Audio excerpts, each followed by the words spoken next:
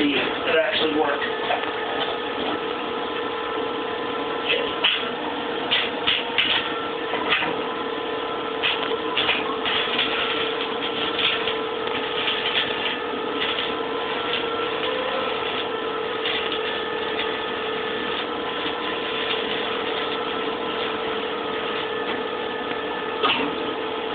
Okay, I got about an inch long bead ram there.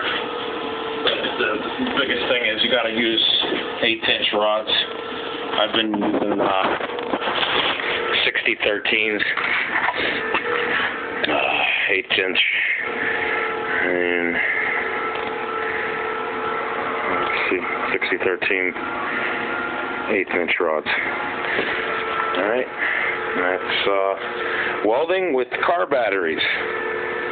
Kick ass.